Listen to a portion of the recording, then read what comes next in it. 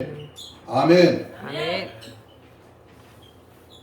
하나님은 진리의 영으로 보이지 않지만 오늘 우리 안에 계시고 말씀을 통해서 주의 음성을 들을 때에 성령은 깨달음을 주시고 지혜를 주시며 우리 생각 밖의 모든 일들을 주님이 통치하시고 이끌어 주십니다. 아멘. 그래서 마지막 때는 성령의 나타남, 성령의 역사를 무시하고는 절대로 복을 받을 수가 없어요.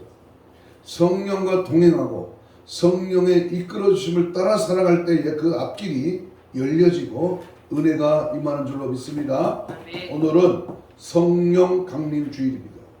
오늘 이 성령 강림 주일을 맞이해서 하나님이 우리에게 주는 하나님의 말씀을 통해서 나는 과연 성령 충만한가? 나는 성령에 붙들려 사는가? 나는 성령의 뜨거운 역사 앞에 나는 항상 조종을 받고 사는가? 성령 받은 자와 성령 받지 못한 자가 이 땅에 공존하고 있다는 사실 앞에 오늘 우리는 성령 충만한 은혜가 주어지기를 주님의 이름으로 축복합니다. 아멘. 사도행전 19장 2절에 보면 너희가 믿을 때에 성령을 받았느냐 이렇게 물어봤어요. 여기 있는 목사가 여러분에게 다시 한번 물어봅니다. 오늘 이 자리에 오신 여러분, 유튜버를 경청하는 여러분, 성령을 받았습니까? 성령을 받았다면 하나님 앞에 내가 어떤 현상, 어떤 특징, 어떤 목적과 어떤 삶으로 나타나고 있는가 열매를 봐야 그 나무를 아는 겁니다. 받았다고 말을 하고 받았다고 착각하지 말고 내가 받았다면 증거, 삶이 열매로 나타나야 된다. 어떤 부부가 외출을 했어요. 앞서거든 남편이 무단횡단을 했습니다. 깜짝 놀란 트럭 운전사가 남편에게 소리를 버럭 질렀습니다. 야, 이 바보 멍청아! 이 얼간이 뭐 저리 쪼다야. 길 좀 똑바로 보고 건너가. 이 말을 들은 아내가 남편에게 물어봤습니다. 당신 저 트럭 운전수를 아는 사람이요? 아니, 나는 모르는 사람인데. 아니, 그런데 당신에 대해서 어쩌면 그렇게 자세하게 알고 있어? 웃기는 유머의 한 대목이지만 여러분, 우리는 10길 물속은 알아도 한 길 사람 속을 모른다는 속담이 있듯이 성령은 오늘 나를 얼마나 알고 성령의 역사는 내 속사정을 세밀히 하신다는 사실 앞에 오늘 성령을 속이거나 성령을 소멸하거나 성령을 외면하고서는 우리는 절대로 이 땅에 승리할 수 없다는 사실 앞에 오늘 성령을 경험하는 시간이 되기를 축복합니다. 아멘. 성령은 우리의 삶을 위로하시고 다스리시고 또 보호하시고 책망하시고 가르쳐 주시는 일을 하십니다. 성령은 각종 각양의 풍성한 은사를 주시고 우리들의 시험에 피할 길을 열어주십니다. 여러분, 성령은 나를 대신 기도하게 하시고 말씀이 생각나게 하시고 친히 내 입술을 주장하여 말하게 하십니다. 마귀의 입에 사용되느냐 성령의 입에 사용되느냐 이 언어가 얼마나 중요합니까? 성령은 우리의 깊은 속사정을 일일이 헤아려서 꿰뚫어 보십니다. 성령은 진리 가운데로 인도하시고 성령은 장래의 일을 말하게 하시며 성령은 우리의 속사정을 아십니다. 성령은 하나님의 약속을 믿고 기다리는 자에게 권능으로 채워주십니다. 여러분, 성령은 그거 비밀한 장래의 일을 일깨워 줄 뿐만 아니라 모든 우리의 전반적인 모든 부분까지 세밀하게 제시하십니다. 성령은 부르짖는 기도 속에 각종 은사와 능력과 열정을 쏟아부어 주십니다. 여러분, 성령은 구하는 자에게 영역, 영권, 영감을 주시고 성령이 역사하실 때에 아무리 뛰어난 박사학위를 5개 가진 사람일지라도 성령의 능력 앞에 무릎을 꿇는 겁니다. 오늘 성령 강림 주일입니다. 일반적으로 우리 한국교회에서는 부활주일, 그리고 맥주감사주일, 추수감사주일, 그리고 성탄주일, 이렇게 4대 절기를 교회가 지킵니다. 저는 여기에다가 한 절기를 더 지켜서 성령 강림주일을 포함시켜서 교회가 거룩하게 지켜야 된다고 보아집니다. 아직도 한국교회에서는 성령께서 강림하신 날을 기념하여 성령 강림주일로 지키는 교회가 많지 않습니다. 우리 교회는 제가 1990년 2월 26일을 개척을 하면서, 그리고 매년 돌아오는 성령 강림주일을 어김없이 지켰고, 오늘 2022년 성령 강림주일을 맞이해서 오늘 또 어김없이 성령의 강림의 역사와 그 도심과 은혜와 그 성령이 나타나는 특징과 그 성령이 일하시는 역사들을 세밀하게 짚어보면서 함께 주님의 은혜를 받고자 합니다. 성령은 예수님이 십자가에 못 박혀 죽으시고 며칠 만에 부활하셨죠? 3일 만에 부활하시고 며칠 동안 계셨어요? 집중을 하세요. 집중. 그거 쳐다보지 말고 10일 동안 이 땅에 계시다가 11번이나 많은 형제들에게 나타나 친히 보이주셨고, 그리고 감람산에서 너희들이 다심을 본 그대로 내가 다시 올 것이다, 사도행전 1장 11절 말씀을 하시고 하늘을 쳐다보는 형제들에게 약속한 성령을 기다려. 그리고 저들이 380명 가라지 같은 쭉종이는 다 집으로 돌아갔고 120명이 모여서 다락방에 모여, 오늘날로 말하면 교회에 모여서 열흘 동안 전혀 오로지 전심전력하여 회개하며 철회하며 금식하며 하나님 앞에 뜨겁고 열정적인 기도를 드렸습니다. 그리고 50일째 되는 날, 바로 오순절, 바로 오늘입니다. 오순절 날 성령은 바람같이 구름같이 불같이 뜨겁고 강하게 비둘기같이 생수같이 강하게 각자에게 120명 모두에게 각자에게 임했습니다. 그리고 다른 말을 말하기를 시작하더라. 방언이 터졌다고 말입니다. 그러므로 오늘 이 성령이 탄생한 이 날을 생각하면서 우리와 함께 하시고 도와주시는 분, 우리 마음에 내재하시고 일하시는 그 분으로서의 고백이 바람직하고, 성령님께서 강림하신 사건은 우리 신앙생활과 아주 밀접한 관계를 갖고 있기 때문에 한순간도 성령의 도움이 없이는 살 수가 있다 없다? 살 수가 없다. 그래서요, 성령의 반대가 뭐야? 악령이다. 악령은 성령의 일하시는 사건을 꼴을 못 보기 때문에 자꾸 성령 받고 성령의 말씀하고 성령의 일하심을 방해해. 그래서 못 듣게 하고 이 성령을 거부해. 성령을 소멸시켜. 성령을 외면하고 살도록 온갖 방법을 다 동원해서 이 원수 사탄마귀 귀신은, 악한 영은, 공중의 권세 잡은 자는 성령의 역사를 못하도록 자꾸 딴짓하고 딴 마음 갖게 하고 딴 것에 관심 두고 딴 일에 분방하고 딴짓거리 하도록 이 성령의 역사를 제한하고 둔감하도록 마귀는 속살거리고 있다는 사실입니다. 그러므로 우리는 성령 강림을 귀하게 생각하며 주님께서 우리에게 주신 최고의 그 선물이 성령님을 보내주신 것이라고 생각하여 우리는 오늘 특별히 성령 강림 주일로 지키면서 성령님이 오신 이유가 뭔가, 왜 오셨을까, 그리고 그 성령이 오셔서 하시는 사역이 뭔가, 또 성령 받은 자에게는 어떤 특징이 나타나는가, 이 세 가지를 맥락으로 해서 오늘 말씀을 접하려고 합니다. 한번 따라서 봅시다. 또 다른 보혜사 성령님.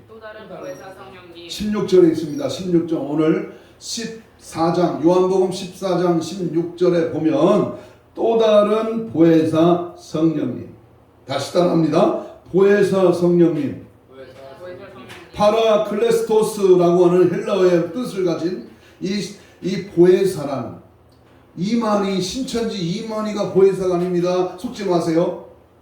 그는 인간이요, 그는 죄만한 인간이요, 지옥에 떨어질 다른 사상을 가진 사탄입니다.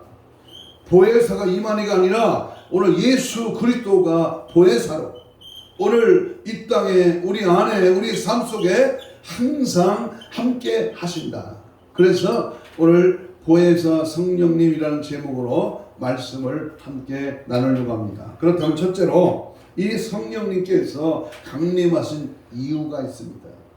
예수님은 십자가를 지시기 전에 성령께서 오셔야 할 이유를 제자들에게 분명하게 말씀하셨는데, 그분이 오신 이유는 곧 그분의 사역과 관계하여 말씀할 수가 있습니다.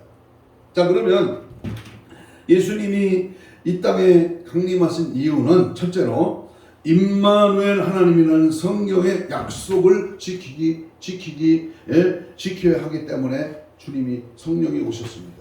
약속한 성령의 약속하신 것을 기다리기 위해서. 그게 언약입니다. 언약. 하나님의 약속은 불변입니다. 하나님이 오늘 나와 여러분에게 분명히 약속하신 수많은 사건이 있는데 그 중에 제일 큰 사건이 성령 강림의 약속입니다.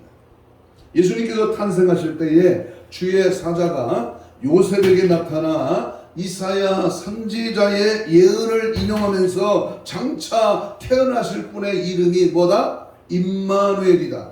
따라서 합시다. 임마누엘. 임마누엘이라고 하는 말은 하나님이 우리와 함께 계시다. 믿어지셔요? 하나님이 나와 함께 계시다. 믿어집니까? 하나님이 내 안에 성전 쌓고 내 생각과 말을 통제하시고 내 행위와 내 모든 삶의 길을 성령님이 이끌어 주신다. 믿어주셔요? 그런데 이 악한 영, 악령은 그 성령이 함께 하시는 것을 싫어한단 말이야. 그래서 자꾸 세상 것으로, 자꾸 악한 영이 우리를 잘못된 길로 끌고 와. 그런데 멍청한 인간은 자꾸 육이 좋아하는, 성령이 아니라 악한 것들이 좋아하는 것으로 끌려가는 거예요. 이게 바로 악한 영과의 싸움에서 우리가 승리해야 되기 때문에 그 승리의 비결이 뭐에 있다? 성령에 있다. 믿기를 축복합니다. 구약시대에 계시던 하나님은 그가 택한 사람들에게 임하여 머무는 분이 아니라 그가 선택한 사람들을 크게 감동시켜 일하시고 사역이 마치면 떠나는 하나님이셨습니다. 그러나 사람으로 오시는 성자 하나님, 우리 예수는 임마누엘로 오시는 분이라고 했습니다. 우리 가운데 영원히 함께 하신 하나님. 자, 보세요. 하나님은 우리 눈에 안 보여. 그러니까 하나님 안 보이니까 하나님이신 그분이 인간의 몸을 입고 이 땅에 오셨어. 근데 인간의 몸을 입고 오신 우리 예수님이 33년 6개월 동안 계시다가 이제 부활 승천하셨단 말이에요. 그 승천하신 그 주님이 우리에게 약속하신 거, 성령을 기다려라. 성령이 기다려라. 열흘 동안 기도했는데 성령이 왔다 그 말이야. 성령이 왔는데 그 성령이 잠시 왔다 가는 분이 아니라 내가 임마누엘 너희와 항상 함께 하시겠다. 거부하거나 딴짓하거나 성령을 외면하거나 소멸하거나 성령을 근심시키면 성령 가지만, 내가 항상 성령을 사모하고 성령을 인격적으로 모셔드리고 성령과 동행하고 성령과 교제하고 성령을 따라 살면 성령은 항상 임마누엘 하신다. 믿기를 축복합니다. 아멘. 그런데 예수님은 제자들을 두고 떠나야 했습니다. 그래서 제자들과 함께하지 않는다면 임마누엘 하나님이 될 수가 없습니다. 그래서 그 가운데 항상 함께하는 하나님께로 오셔야 하는데 그분이 바로 성령님이다 그 말입니다. 아멘. 이해가 되는지 모르겠어요. 저 뒤에 이해가 되십니까?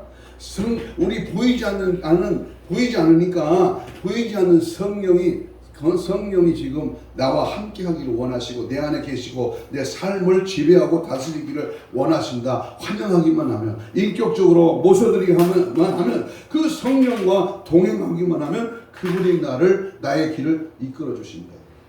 믿습니까? 믿어주세요? 성령 충만하면요 졸리지 않아. 성령 충만하면요 배 안 고픕니다. 성령 충만하면요 하나님의 지혜가 임하는 거예요.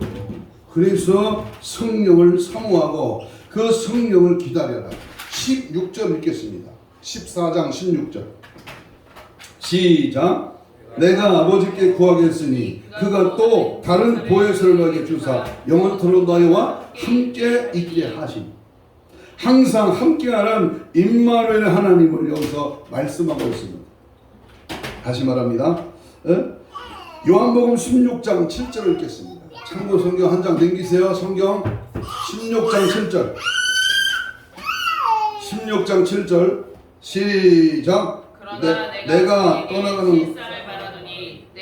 떠나는 것이 너에게 유익이라. 내가 떠나지 아니하면 보혜사가 너에게로 오시지 아니할 것이요 가면 너에게로 보내리니. 오시는 성령 하나님은 임마누엘 하나님이십니다.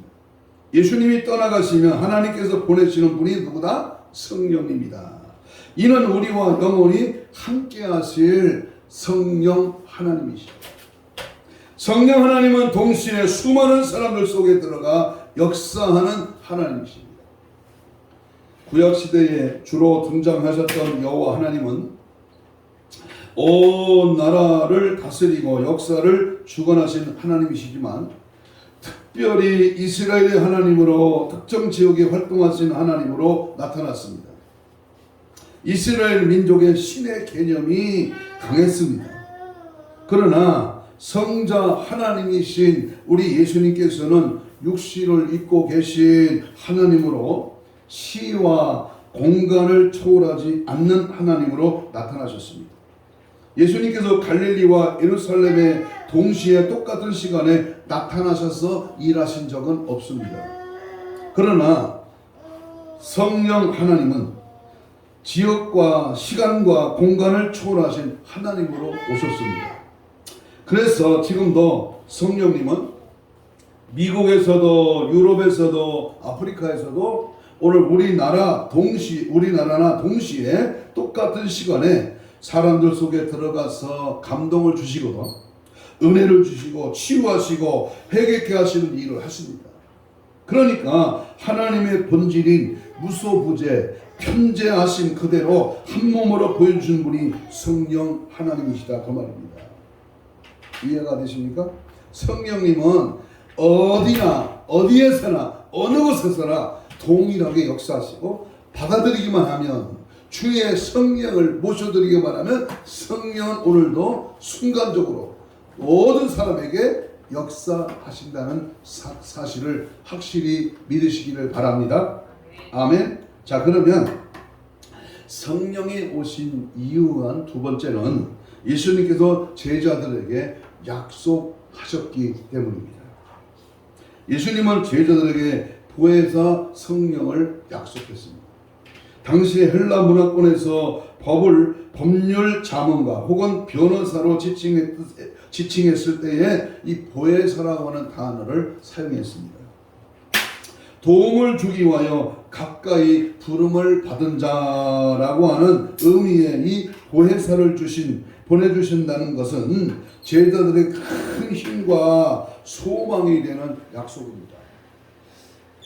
예수님께서 하늘로 승천하실 때에 그 제자들을 모아놓고 그들에게 다시 약속했습니다. 그것이 사도행전 1장 4절 5절입니다.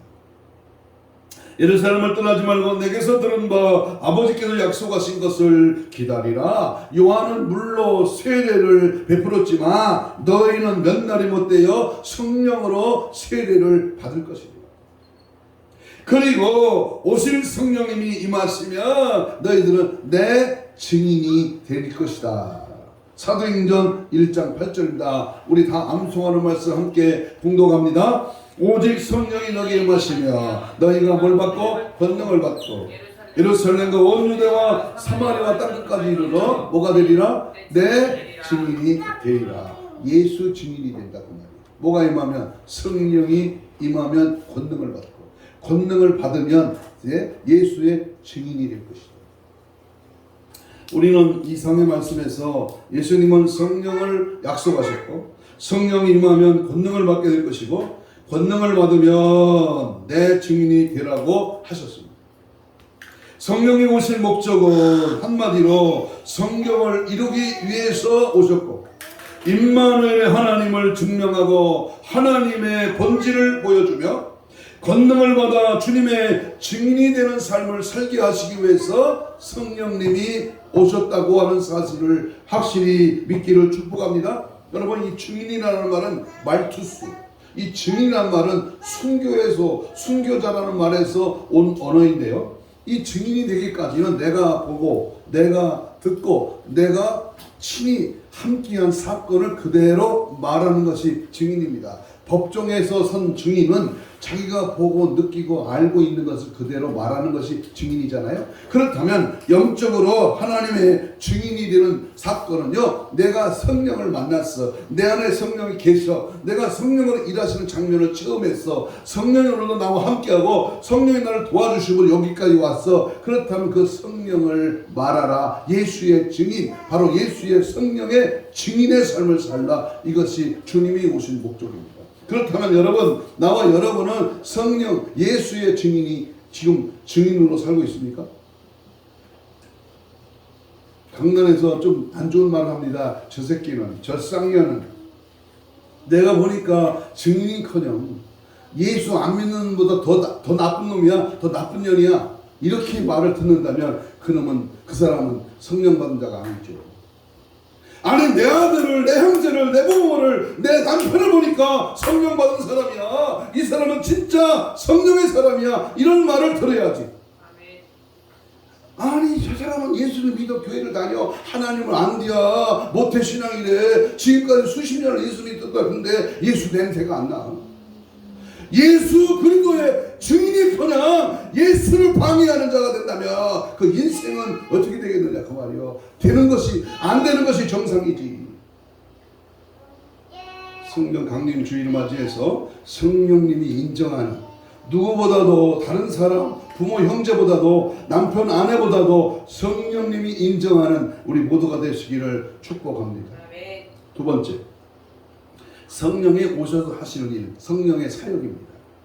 성령님이 오신 이유와 목적에서 성령의 사역을 발견할 수가 있고, 또한 그분의 명칭에서 그분의 사역을 우리는 분명히 발견할 수가 있습니다. 성령이 오셔서 하시는 일이 뭘까? 보혜사라고 하는 말은 앞서서 말씀드렸지만 이 도움을 주기 위해 가까이 부름을 받은 자라는 뜻으로 헬라어에서는 법률 자문가, 변호사를 말할 때 사용된 단어입니다. 그러나 복음서에서는 이 보혜사라는 말은 조언자, 영혼의 스승 등으로 사용됩니다. 성령님은 보혜사로 오셨습니다. 우리를 돕는 하나님으로, 우리를 위로하시는 위로자로 오셨습니다. 그래서 성령님은 우리가 기도할 때 우리를 도우시고, 성령님은 우리가 찬양할 때 찬양 중에 거하시고, 성령님은 오늘 우리가 우리의 삶 속에서 성령을 앞세울 때 성령이 앞서가서 우리의 길을 열어주시는 거야. 그래서 힘들고 지쳤을 때 우리를 일으켜 세우시고, 마음이 슬퍼 아팠을 때에 술 처먹는 게 아니라 뭘 먹어요? 성령의 생수를 마시는 거야. 성령의 충만을 받는 거야. 그분의 말씀으로 위로를 받는 거야. 부흥사가 달콤한 말로, 무슨 유어나 제스처로, 유머로 또는 간증으로 그 사람 혼적인 기분을 살짝 긁어주는 게 아니라 성령의 강력한 폭탄을 터뜨려서 그분의 그 속에 있는 죄를 뒤집어내고 성령으로 채우는 거. 성령으로 배터리를 바꾸는 거야. 그래야 살아나는 거예요. 그게 은혜요, 그게 부흥입니다. 두 번째는 성령의 사역은 진리의 영이시다. 성령님은 진리의 영으로 오셨습니다. 믿습니까? 요한복음 15장 26절 읽어봐요. 요한복음 같은 장, 다음 장입니다. 15장 26절. 자, 한 장 넘겨서 한번 같이 봅니다. 시작. 내가 아버지께로부터 너에게 보내신 보혜사 곧 아버지께로부터 나오는 진리의 성령을 오실 때 그가 나를 증언하실 것이요. 14장 17절 편원 성경 오늘 본문에는 그는 진리의 영이라. 세상에 수많은 영이 있지만 크게 두 가지로 구분됩니다. 집중하세요.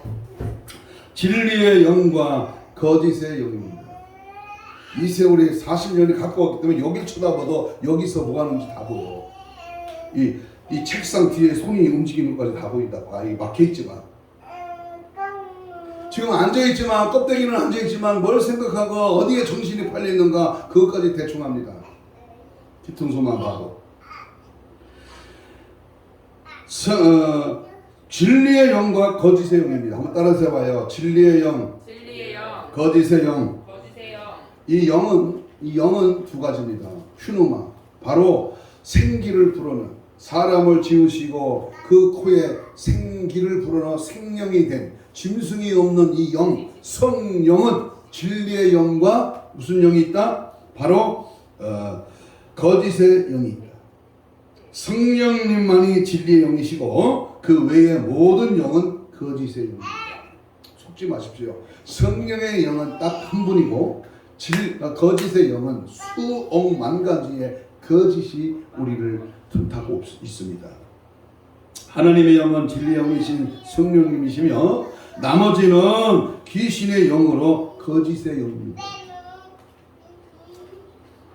그러므로 우리는 반드시 성령을 받고 성령의 인도를 받아야 합니다. 그렇지 않으면 거짓의 영, 마귀에게 속아서 살아가게 됩니다.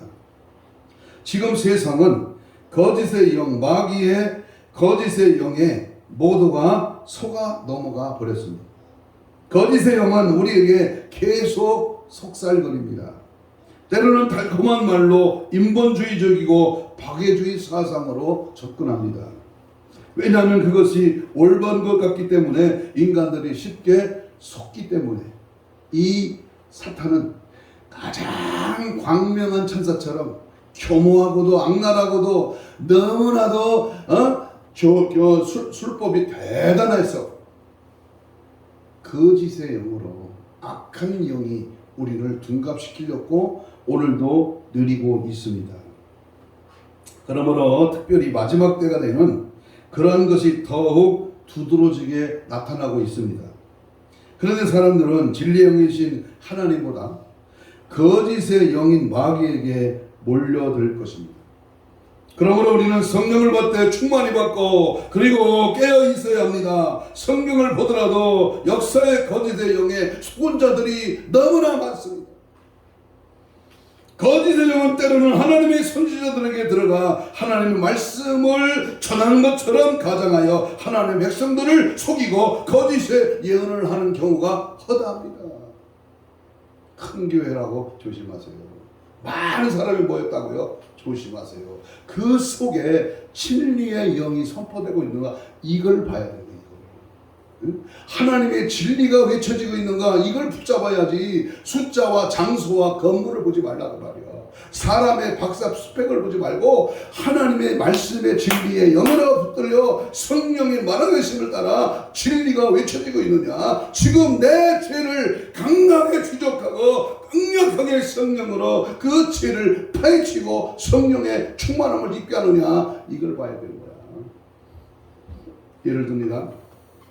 열왕기상 22장을 보면 유다 나라에 여호사밧이라는 왕이 등장합니다. 이 여호사밧 왕이 이스라엘 아합 왕에게 내려갔더니 아합 왕이 여호사밧 왕에게 아랍 왕과 전쟁을 하려고 하는데 도와달라고 부탁을 합니다. 우리가 다르듯이 유다와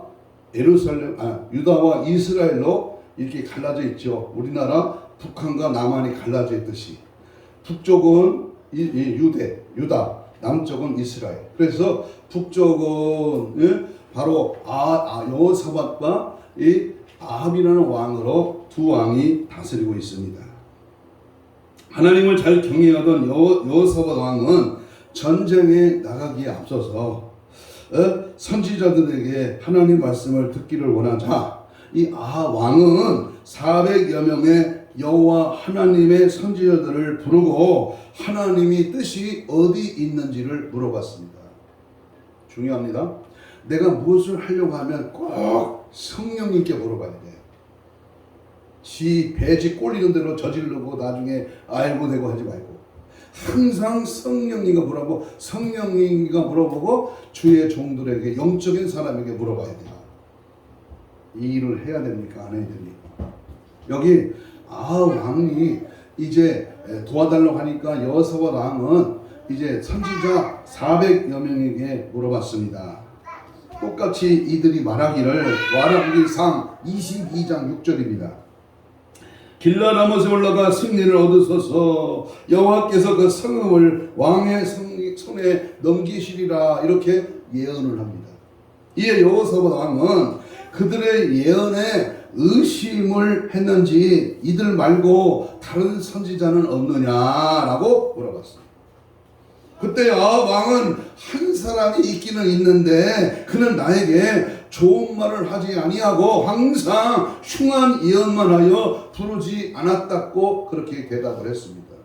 그때 여호사밧은 아합에게 그런 말씀 마십시오. 그를 속히 오게 하십시오 라고 요청을 해서 드디어 마가야라고 하는 선지자가 와서 예언을 하는데 잘 들으세요. 이 마가야 선지자는 앞에서 말한 400여 명의 선지자들과는 다른 예언을 합니다. 그는 진실로 하나님의 선지자였고 진리의 영에 충만한 자였습니다. 텔레비전 스타도 아니고요. 수만 명의 목회를 하는 아주 대단한 목회자도 아닙니다. 이름도 없어. 알아주지도 않아. 그러나 몇 명 안 되는 성도를 데리고 목회를 하지만 이는 진리가 충만하고 영적으로 매우 시대를 읽고 있는 하나님의 종이었다 그 말입니다. 그래서 이 마가야 선지자가 아왕에게 당신이 이 전장에 나가게 된다면 당신은 죽게 될 것이죠. 군사와 백성들은 큰 피해를 당하지 않고 무사히 돌아올 것입니다 라고 예언을 합니다. 그리고 자기가 본 환상을 말하는데 곧 하나님이 우상 숭배에 빠져있는 아합 왕을 보면서 내가 어떻게 하면 아합 왕을 깨워 죽게 할고 하시니 한 영이 하나님께 나와 제가 거짓말하는 영이 되어 모든 손자 입에 있겠나이다 라고 말을 하여 하나님의 허락을 받고 400여 명의 선지자들에게 들어가 그들을 책동하여 아합 왕을 죽음으로 몰아넣을 것임을 분명하게 말하고 있습니다. 이 말을 들은 400여 명의 선지자들은 경노했고요. 아합 왕은 거짓 영을 받은 400여 명의 선지자들의 말만 믿고 전쟁에 나갔다가 정말로 사실대로 마가야의 선지자의 말대로 죽어 돌아오지 못했습니다. 아합 왕이 전쟁에 나가 즉사했다 그 말이에요. 왜 선지자의 입에 거짓의 영이 들어갔을까요? 그것은 그들은 진리를 사랑하지 않고 왕의 비유에 맞는 말만 하려 했기 때문입니다. 한국 대한민국의 정치판을 잘 들여다보세요. 다수를 따라가다는 큰일 납니다. 지금 뭐를 향하고 무엇을 책망하고 무엇이 바른 길인가 정확하게 알려주는 영적인 선지자를 잘 눈여겨봐야 됩니다. 소리친다고 다수당이라고 까불지 마세요. 또 하나 이와 비슷한 이야기가 에레미야서에서 나옵니다. 남부왕국 유다나라가 바벨론에게 멸망당하기 전에도 수많은 거짓 영을 받은 선지자들이 있었습니다. 에레미야는 진리의 영을 받고 활동했지만 당시 대다수의 선지자들은 거짓의 영에 미혹되어 있었습니다. 하나님은 여러 선지자들을 보내어 유다 나라의 회개를 촉구한 바 있었고 그럼에도 불구하고 회개하지 않고 주께 돌아가지 않았으며 우상 숭배에 빠져 있자 하나님 유대 나라를 버리시기로 작정했습니다. 오늘 대한민국을 하나님이 버리시기로 작정했다면 어떻게 하겠습니까? 우리는 몰라도 지금 그 직전에 와 있습니다. 버리시기로 작정하기 직전에 와 있다.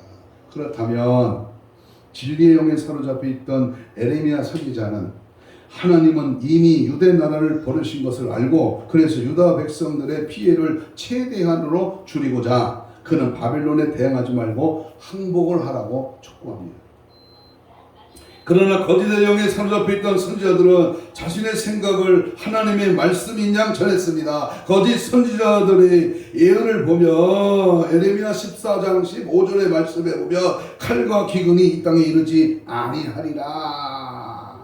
얼마나 달콤합니까? 그들의 예언은 우리 하나님의 택하신 백성이므로 하나님이 보호하시고 결코 망하지 않을 것이다 라고 하는 예언이었습니다. 그래서 하나님은 에레미야 선지자를 통하여 정확히 말씀하여 주시기를, 에레미야 14장 14절입니다. 여호와께서 내게 이르시되 선지자들이 내 이름으로 거짓 예언을 하는도다. 나는 그들을 보내지 아니하였고 그들에게 명령하거나 이르지 아니하였거늘 그들이 거짓 계시와 정력으로 헛된 것과 자기 마음의 거짓으로 너희에게 예언하는도다. 성령은 진리의 영이십니다. 우리를 달콤하게 말해주는 영이 아닙니다. 위로하시고 또 사랑하시고 또 우리를 근심케 하시는 분이 아닙니다. 성령은 우리를 책망하셔요. 깨닫게 하셔요. 돌이키게 하셔요. 바른 길로 가게 하셔요. 잘못된 길로 가려면 그를 올바른 길로 돌아서라 말씀하십니다. 예수님이 십자가에서 다 해결해 준 것만을 강조한다면, 죄지을 자를 위하여 죄지을 자를 위로만 하려고만 한다면 하나님은 사랑의 하나님이시지만 하나님은 공의의 하나님이십니다. 우리가 하나님을 믿으면 다 잘되고 사업도 잘되고 자녀도 잘된다고 말합니다. 뭔가 잘되면 하나님을 잘 믿었기 때문이라고 생각합니다. 이것이 바로 오늘날 미국 교회와 한국 교회의 독보수같이 번지는 사단의 신학인 번영신학입니다. 번영신학. 시대 말에는 하나님의 말씀을 그대로 전하지 않고 상징으로 치부해버립니다. 예수 믿으면 짐승의 표 받아도 구원과는 상관이 없다고 말합니다. 계시록에 나타난 짐승도 상징이요 육룡표도 상징이라고 말합니다. 오히려 짐승의 표를 받지 말고 육룡표 표를 받지 말라고 하는 목사들을, 성도들을 두려움에 빠뜨리는 이단이라고 하는 말까지 서슴지 않고 하고 있습니다.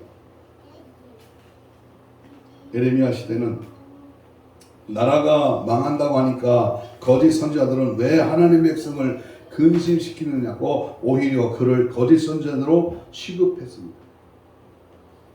여기서 우리는 정신을 바짝 차려야 됩니다. 3만불 시대가 지나고요.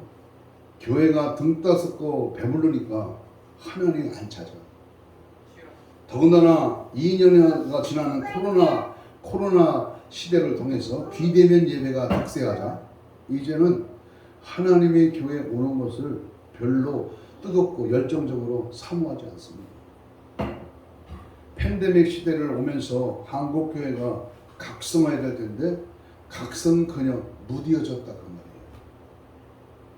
왜 하나님의 종들이 거짓의 영에 사로잡혀 쓰임을 받게 될까요? 진리를 사랑하지 않기 때문입니다. 탐욕에 사로잡혀 있기 때문입니다. 탐욕에 사로잡혀 있는 자에게는 거짓의 영이 들어가며 진리를 사랑하지 않고 백성들과 성도들의 기분에 맞추려고 하면 거짓의 영이 들어가 마귀의 종이 되고 마는 것입니다. 시대 말에는 이런 일들이 더 심해질 것입니다.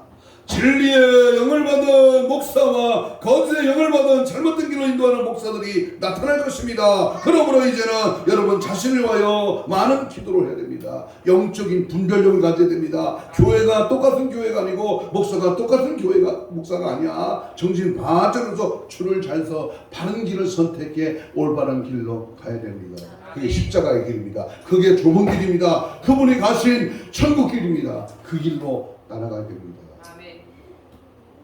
가끔 주일날 바닷가에 산에 예배드리러 가는 그 모습들을 유튜브 아니 페이스북에 올린 글을 봅니다. 그 모습을 봅니다. 아닙니다. 노입니다. 노. 진리의 영이 계신 하나님의 집에서 마음과 정성과 뜻을 다하여 그분을 향하 예배하고 그분을 높이고 그분을 절치지하고 그분을 따라가는 그분의 삶을 본받는 아름다운 모습들이 오늘 우리 삶 속에 나타나야 됩니다. 세 번째, 주의 성령이 오시면 나타나는 모습은 깨닫게 하시고 일하시는 영이다. 진리의 영, 주의 성령은 깨닫게 하시고 일하게 하시는 영이다. 오늘 14장 26절을 읽겠습니다.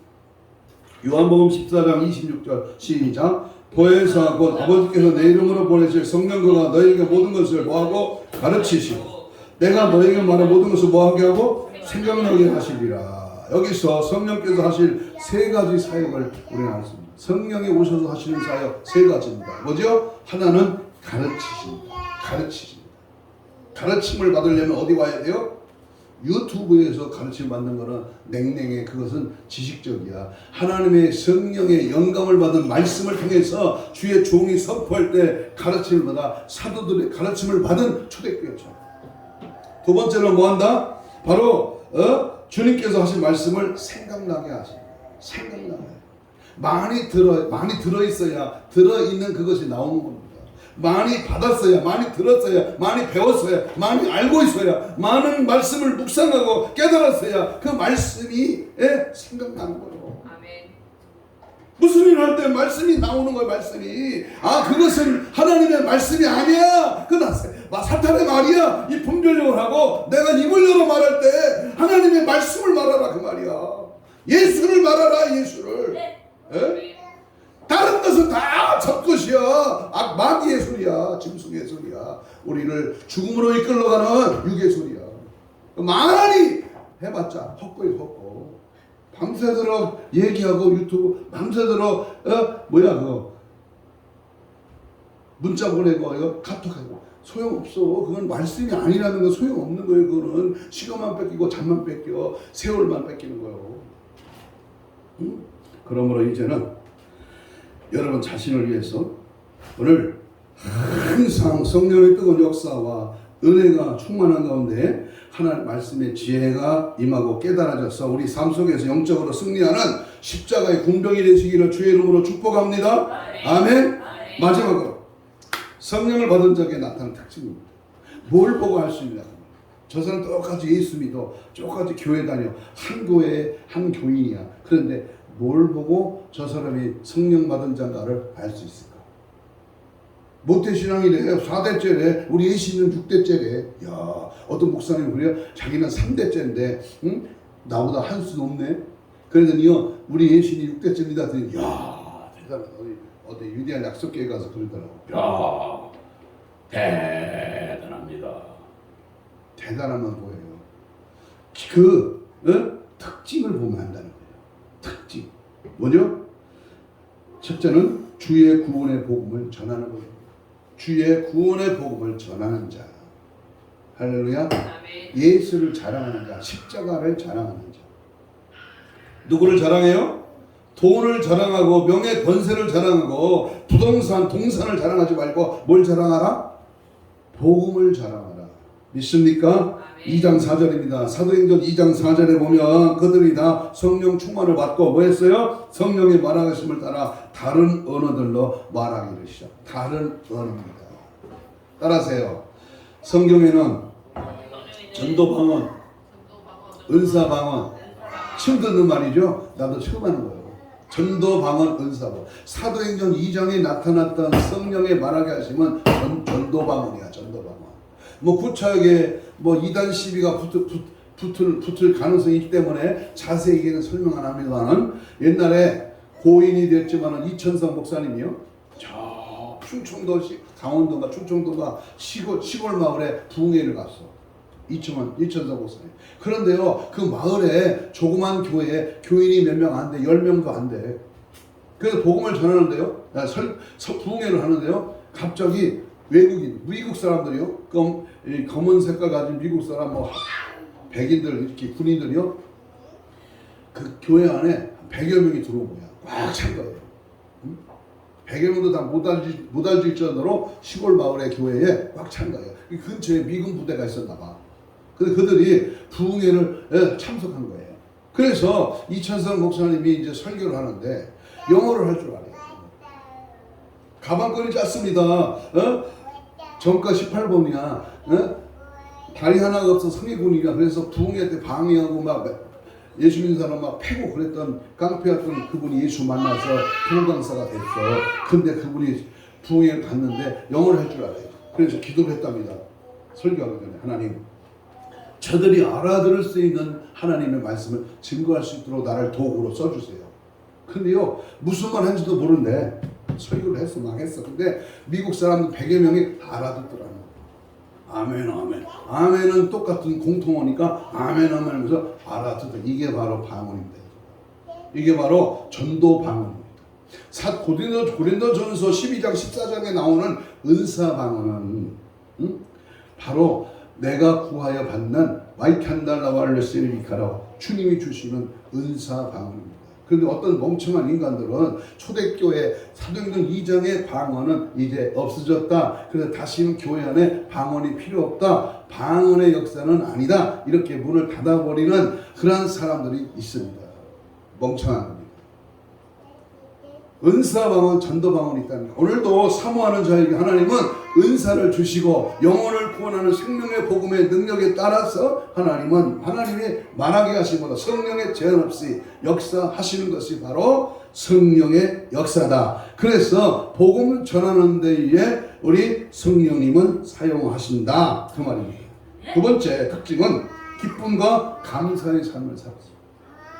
저 사람이 성령 받았느냐, 성령 충만하냐, 그걸 보려면 뭘 보면 한다? 따라하세요. 기쁨, 감사, 이거 보면 한다. 성령의 9가지 열매 중에 실학의 열매가 실학의 열매. 다시 말하면 예수 믿는데 기쁨이 없어. 이 사람은 성령 받은 사람 아닙니다. 이 사람 조심해야 됩니다. 여러분, 예수 믿으면 기쁜 거요. 예수 믿으면 감사가 넘치는 거요. 언제든지 감사가 앞서는 거예요. 불평, 원망, 근심, 짜증, 섭섭, 이거 전부 사탄의 장난이야. 상담 공부를 해보니까요, 짜증과 섭섭마귀가 제일 무서워. 섭섭. 괜히 이상하게 섭섭한 거야. 자기는 잘하고 자기는 최선을 다했다는 거야. 그런데 괜히 짜증나고 원망하고 불평, 이거 마귀 역사입니다. 감사해야 되는 거예요. 감사. 나 같은 죄인을 구원하신 은혜 감사. 내가 오늘도 주님 뜻대로 살 수 있도록 가르쳐줘, 깨닫게 해주셔, 말씀해 주셔. 누가 나를 가르쳐줘요? 누가 나를 책망해? 누가 나를 인도해 주셔? 내 사랑하는 부모 형제가 나를 인도해 주는 거야. 성령이 나를 깨닫게 하셔. 그래서 감사한 거예요. 평안. 내가 세상에 주는 것과 비교할 수 없는 평안을 줍니다. 노래방에서 3만원짜리 주고 1시간 동안 부르는 노래, 그것에 평안이 와? 35,000원이 얼마야? 예? 웃기다. 맥주 2잔 마시고 시원한 맥주 마시고 땅콩 하나 씹고 김가락지 씹으면서 분위기 좋고 음악 틀고 여자 남자하고 모여서 시작거리면서 오는 평안? 그리스도 하는 짓을 하고 있어요. 예수 그리스도의 성령이 내 안에 오심으로 오는 참된 평안, 이게 진짜 평안이야. 이 평안이 없는데 어디서 이 지구촌에 파라다이스는 한 군데도 없어. 찾아서 얻어서 돈 많이 벌어서 300억 로또 당첨되어 3년도 못 가 거지 됐어. 한강에 수신 자살해 죽었어. 돈이요? 명예요? 권세요? 세상에 섹스요? 스포츠요? 스크린이요? 거기에는 평안 없어. 성령의 역사, 성령의 은혜를 주시는 기쁨과 감사의 삶입니다. 이것이 성령 받아본 자만 알 수 있는 현상입니다. 그러므로 누군가 교회에서 기뻐하며 감사가 가득하며 주를 찬송하는 사람이라면 그 비난하면 안 돼. 감사하고 같이 동요하고. 우리 예신이가 아까도 그러잖아요. 할아버지가 앉아서 노래 찬양하고 기도하면요, 올라와서 자기도 나를 보면서 똑같이, 내가 끄트머리에다 손바닥 대고 치면 자기도 손도 안 닿지만 끄트머리 이렇게 대. 뒤에서 쳐서 박수 치고 머리 흔들면 자기도 흔들어. 뭘 알아서 하니까? 어린 순수한 마음에 성령이 임하니까 찬양하고 하나님 앞에 영광 돌리는 거예요. 믿어지셔요? 예? 믿어지십니까? 젓가락 두들기고 세상 노래에 흥이 돋아서 까불고 건덕거리지 말고 성령의 세술에 취하기를 원합니다. 감사와 찬양이 넘치기를 원합니다. 성령이 임하며 성령이 역사하며 항상 기뻐하라. 쉬지 말고 기도하라. 범사에 감사하라. 성령의 예수 안에서 우리를 향하신 하나님의 뜻이니라 그랬습니다. 마지막으로 성령 받은 데 특징은 하나님과 천국만 바라봅니다. 초대교회 특징은 성령 충만했다는 것이고, 성령 충만함의 열매 중에 하나로 나타났던 것이 그들의 시선이 하늘을 향했다는 거예요. 천국을 바라봤다 그 말이야. 이 땅에 80년 우리 사돈 우리 저기 언니 사돈이 어제 돌아가셨잖아요. 건강하신 분이 80이래. 80에 가셨어. 너는 적당히 사시다가 가신 것이죠. 많이 살아야 80, 90. 우리나라 목사님 중에 최고로 많이 사신 분 지금 105살 분이 지금 계셔요. 교수시죠, 교수. 어제도 나오더라. 그러나 예외 중에 하나고 보통 평균으로 7, 80이야. 7, 80. 응? 그런데 자연히 이어진 그들의 삶은 천국의 삶, 나누는 삶입니다. 내 것을 내 것이라 엉켜졌던 재물을 다 팔아 교회 바치고 그것을 가지고 공산생활을 초대교회는 했던 것입니다. 이제 그들은 이 땅에 소망을 두지 않았습니다. 땅의 것에 미련을 두지 않았습니다. 그들의 삶의 가치관은 모두 천국에 두었습니다. 우리가 성령 충만함 속에 거하면 우리의 가치관이 바뀌는 거야. 우리의 마음이 땅에서 하늘로 옮겨지는 겁니다. 이 땅이 천도가 아니라 천국의 영생의 나라, 그 천국을 바라보는 믿음의 삶이 바뀌는 거예요. 그래서 거룩하게 사는 거예요. 성령님은 거룩한 영이야. 성령을 받으면 우리의 죄악이 보여지고 우리의 죄를 주께 자백하며 회개하고 새 마음을 얻게 됩니다. 죄 짓는 것이 싫어지고 죄를 미워하고 죄를 아파하며 의롭고 거룩하고 순결하게 사는 것을 좋아합니다. 이게 성령 받은 자의 특징이야. 따라서 죄는 절대로 미워해야 된다. 죄를 좋아하고 타협하고요. 죄질 생각, 죄질 걱정, 죄가 좋아하는 것으로 따라가면요, 그 인생은 악한 영에 지금 끌리고 있는 거예요. 달콤하게 아주 속삭임을 유혹한다니까요. 괜찮아, 한번 해봐. 괜찮아, 먹어봐, 마셔봐, 놀아봐. 괜찮아, 누가 본다고 그래. 아니야, 너 아무도 몰라. 누가 알아? 성령이 알아. 이불 속에서 하는 거 바다 속에 하늘 높은 곳에 바위 속에 바위 뚫고 들어가도 다 아셔요. 들통 다 나는 거야. 응? 청결한 삶은 죄에 오염될까 자신을 돌아보고 조심하고 청결한 마음과 생각을 항상 가지고, 주님께서 우리에게 요구하시는 삶이 뭐냐? 우리는 이제까지 성령의 명칭과 그의 사역과 성령의 충만을 받은 자의 생활을 우리가 살펴봤죠.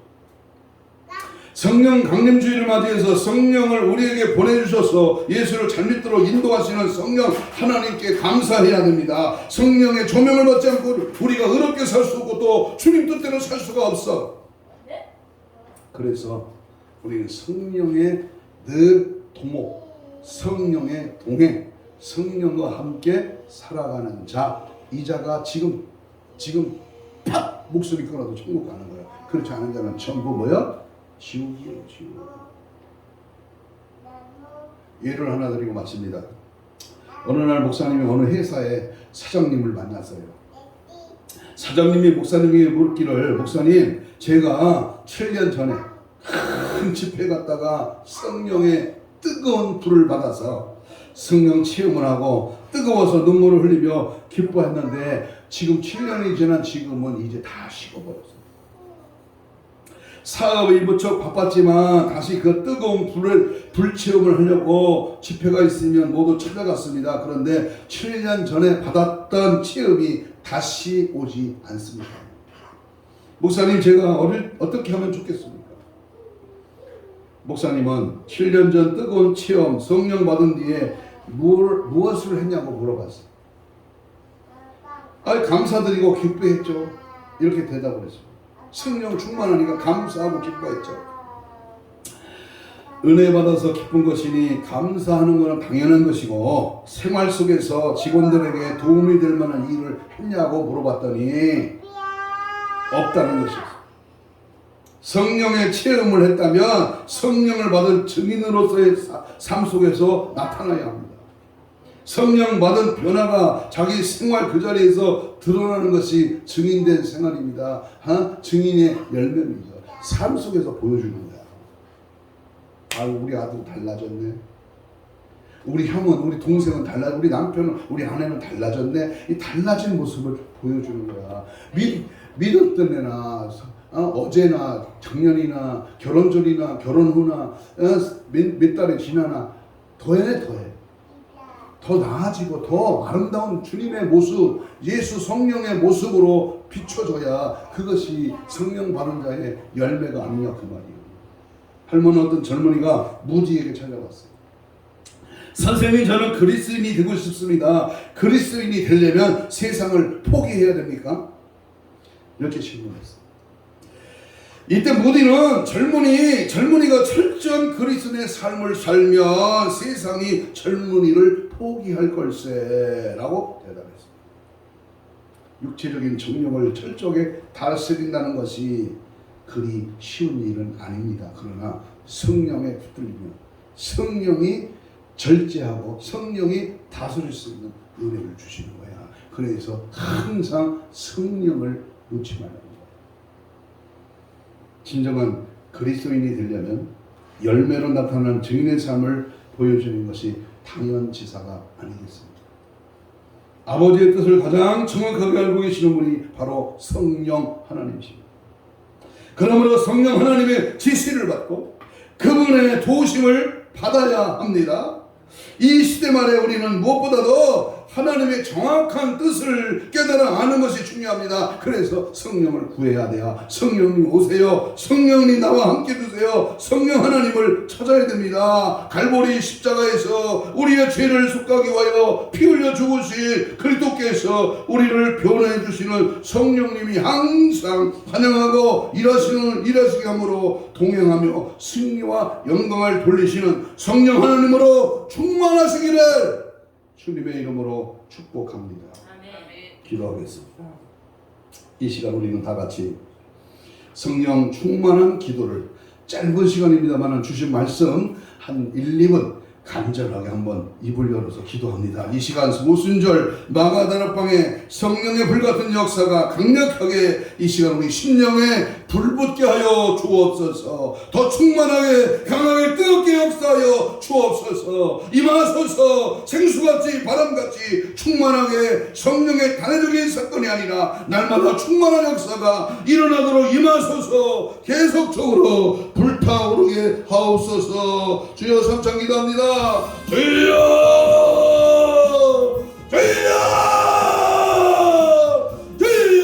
성령이여 성령이 오시옵소서. 성령님 환영합니다.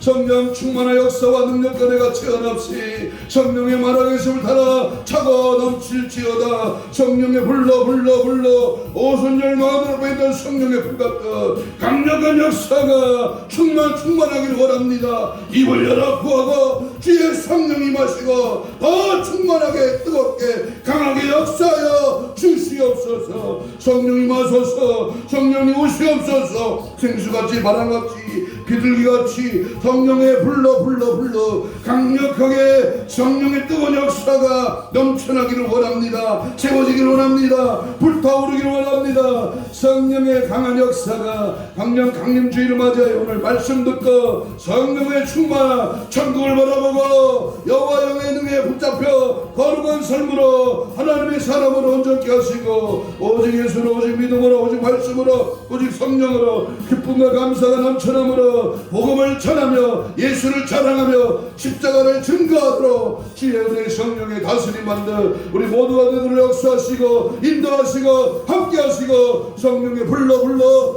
충만하도록 채우시고 인도하시고 함께하여 주시옵소서. 가슴에 손을 댑니다. 아픈 자는 병부의 손을 얻습니다. 하나님 고맙습니다. 오늘도 구구절절히 성령에 대한 강한 말씀이 우리 심령에 못 박히게 하시고 성령에 붙들려 쓰임받게 하시고 성령의 제한 없이 사용받고 더 크게 더 놀랍게 성령의 사람 되게 하여 주옵소서. 오늘도 손을 얹었습니다. 예수의 피 묻은 손으로 안수하여 주옵시고 심줄과 근육과 세포와 조직과 마디와 연골과 피부로 창조의 기적을 바라여 정상으로 회복될지어다. 채찍에 맞음으로 나아버리면 주여 이 시간 모든 질병의 세로가 예수 이름으로 다 떠나갈지어다. 모든 우리의 성령을 제한하고 성령을 숨을게 하나간 영어 지금 접시 떠나갈지어다. 따라가라